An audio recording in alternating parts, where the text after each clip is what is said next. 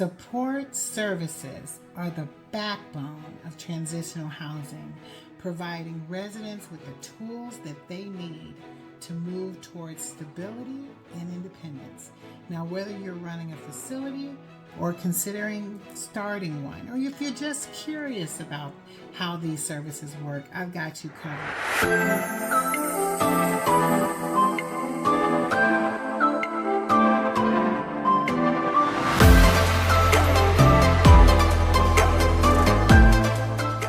Welcome to Live for Free, where we transform lives. And in this episode, we're going to dive into the essential services that form a foundation of successful transitional housing programs. From the mental health support to job training, we're going to talk about each one of these that can be applied to the type of housing that you provide. Now, let me say, when you're implementing these, they can significantly enhance just the well-being of the individuals who are in it and their success in being able to transition out if that's what they so choose to do. The first and foremost service that you can offer is case management. Now, mind you, when you're getting them into your program, you could get them from a shelter. And if they have been in a shelter, they should have had some level of case management provided for them. So as long as you get the right sign-offs from that agency or that shelter to you, you'll already come into the door knowing exactly what they need. But if they don't come in with anything, then you can provide that if you want to. Now, once again, you don't have to provide all of these services. You can literally identify people who provide that to you.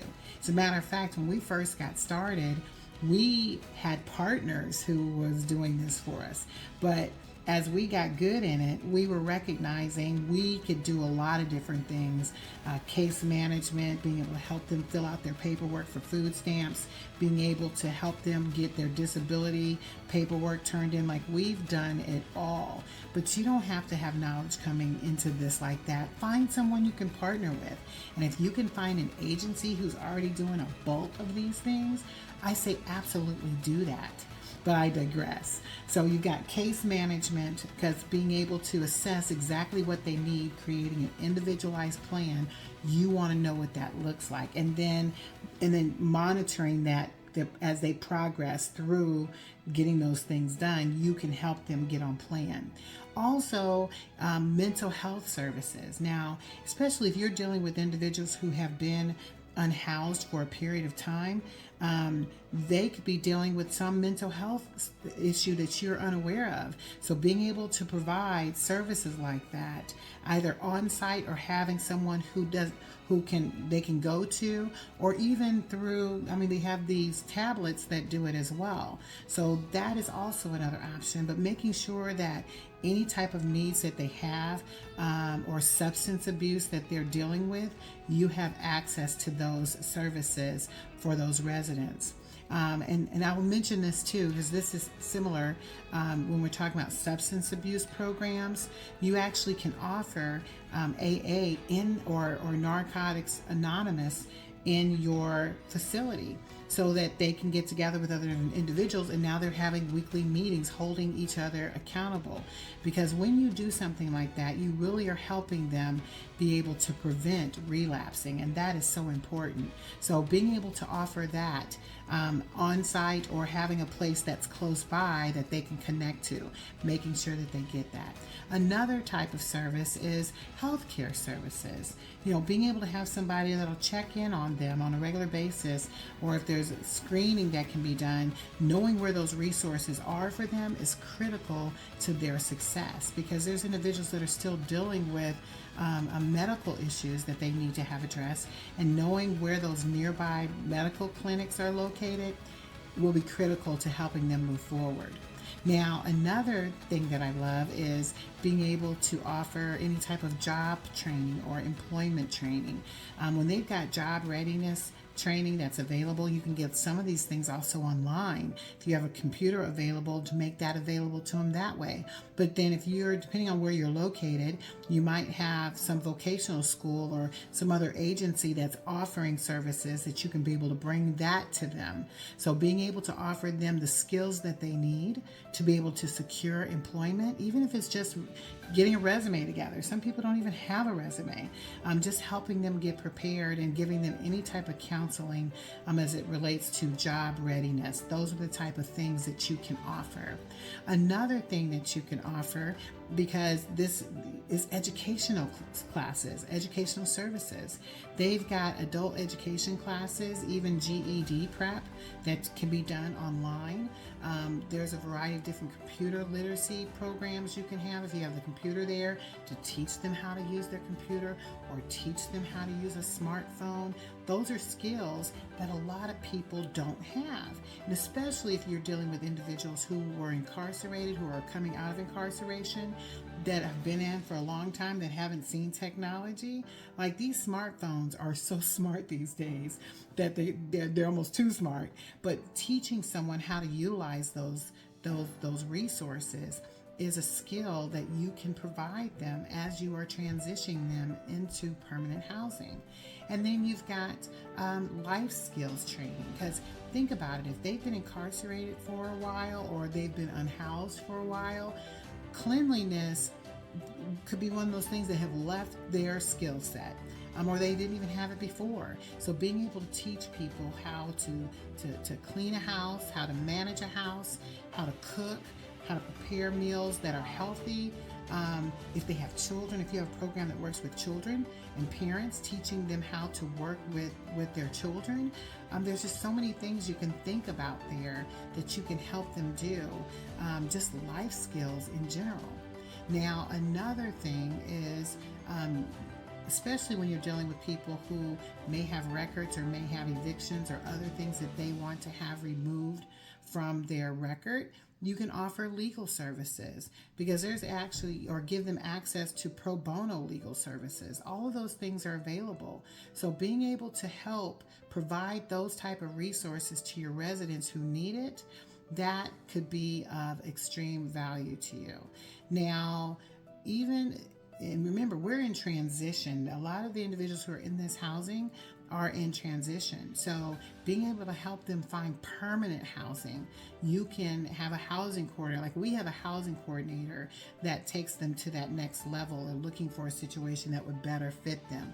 Not just getting them into the transitional housing program, but also helping them get into something permanent. So being able to offer some type of assistance, or even if you can connect with an agency that offers rental assistance, being able to help with that, or any moving costs, or even offering, like when they do get into their own permanent housing, furniture. There's agencies that solely focus on providing furniture for individuals who were unhoused, getting that for them. Those are things that you can think about providing individuals who are truly looking for services. Now, we're about halfway through listing a lot of these services, so I want you to be sure to subscribe to my channel and click the notifications button so that whenever videos like this come out, you can be able to be the first to see it and to be able to comment, because I look forward to you giving me feedback on what you think of this particular episode. Now, another service that you can provide, which a lot of individuals don't have right now, is transportation. Now, you could have a vehicle that could take individuals and to job interviews, to medical appointments. Like, you could offer that, but there's so many risks that you have to think about in doing that. I would recommend, if you are interested in transportation services for your residents, to see if you can connect to your city and see if they offer bus passes for free, that you can be on their list so that you can provide bus passes as they're going out looking for jobs. You can provide that, or showing them how to go there and get it themselves. Because at the end of the day, especially if you're in the city, you want to be able to get around and get to where you need to be. Worst case, if you can't get that or get bus passes, figuring out how you can create carpooling if you have more than one building, or if you know someone else that you can help them determine how to create those services, because at the end of the day there are even agencies that do that, or they might have medical benefits that would give them transportation. So making sure you connect them with those services so that they are truly getting that, because it's hard sometimes, especially during when the weather's bad outside, inclement weather, you want to be able to get around, and it can be difficult at times. So making sure that people can get to where they need to go is a critical service within itself. And then as you think about the actual events in an area, depending on where you're located, you might want to make sure you connect them to events in their area or things that are happening in their area, especially if they're wanting to stay in that area, so that they can create more community. Because believe it or not, individuals who are unhoused and who stay in their spaces together, encampments, that's what they like about their encampments at times, is that's their community. They're connected to their community, and sometimes they don't want to leave that community. So the more you can help, especially individuals who were unhoused, to get comfortable being in housing, you provide resources for them to connect them to that community so that they can be a part of that. And then to add a little further, showing them how they can give back to the community, because every last one of us have gifts to give back to our community. That's why we were created, to give. We were created to identify our purpose and be able to show up the way we're supposed to.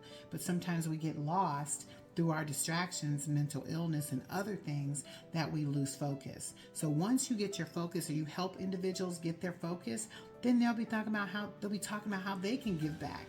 Not just give back in the house that they're in and the people who they are around, but also in the community in which they are living.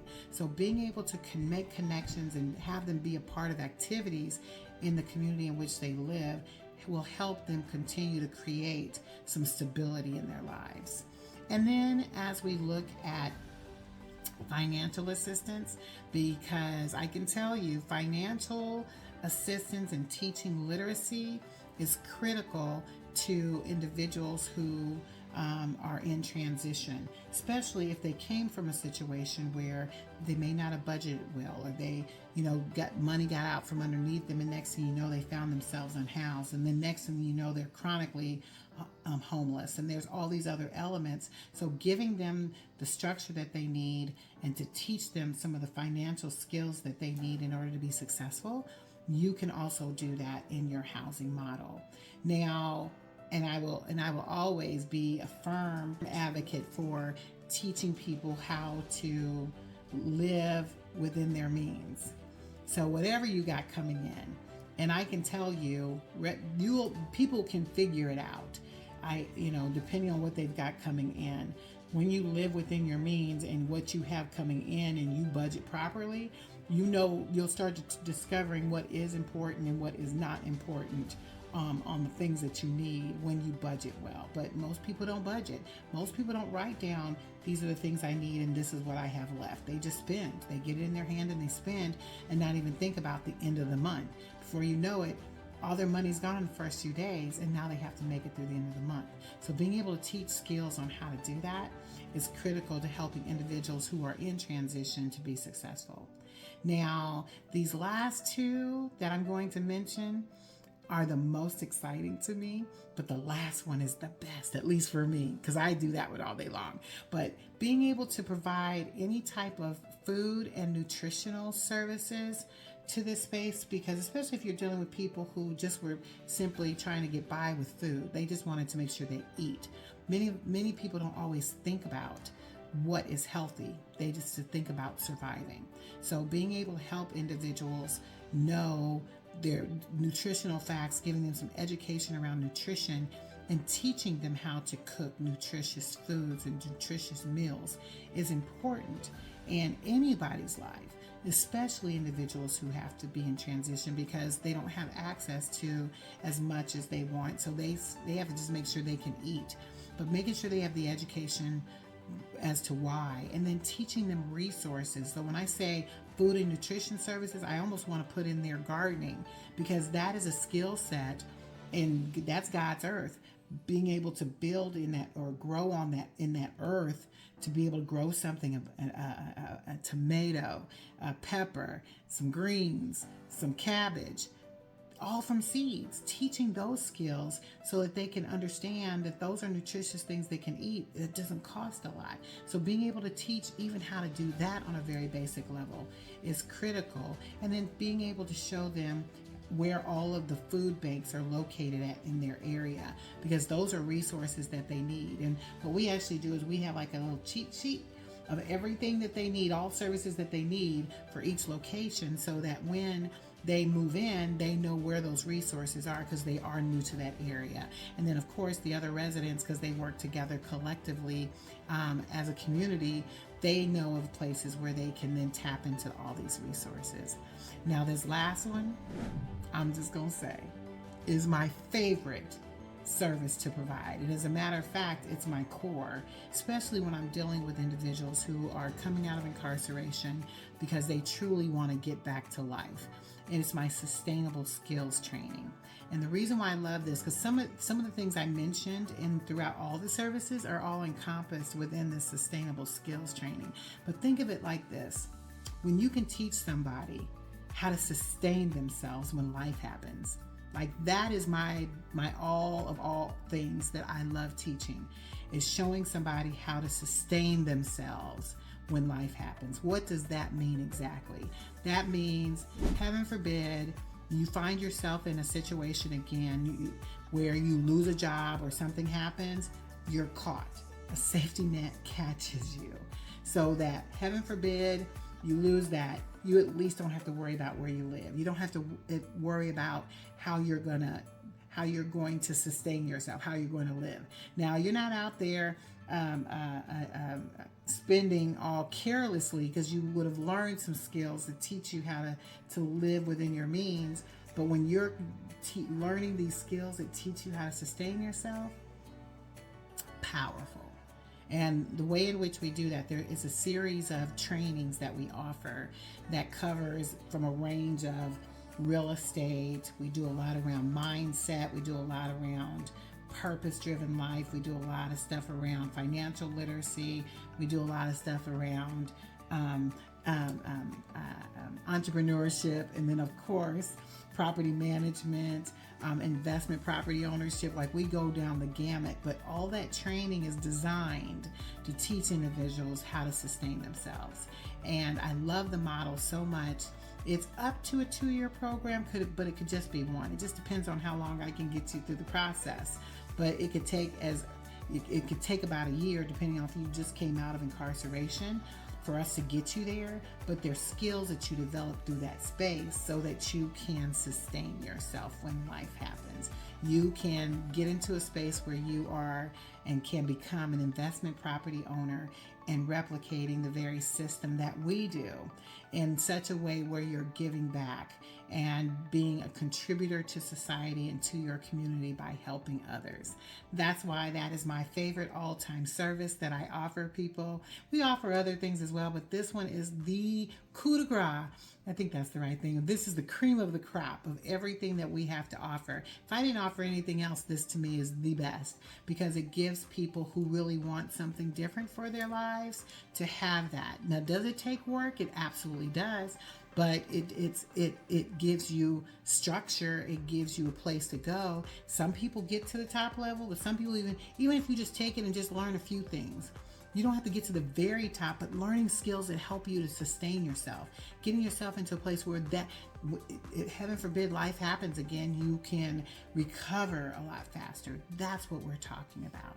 So by integrating these support services in your transitional housing facility will help you be able to provide a comprehensive and a holistic approach to assist your residents in achieving not just stability, but also independence. So I want to thank you for watching, and I want you to stay tuned because our next episode we're really going to dig deep again some more into this transitional housing. Be sure to look at my description below and join my school community because it's a community of us talking about moving this work forward. And I look forward to helping you discover what you want to do as a compassionate investor in this space, because I truly believe as you transform your life, you too can transform the world.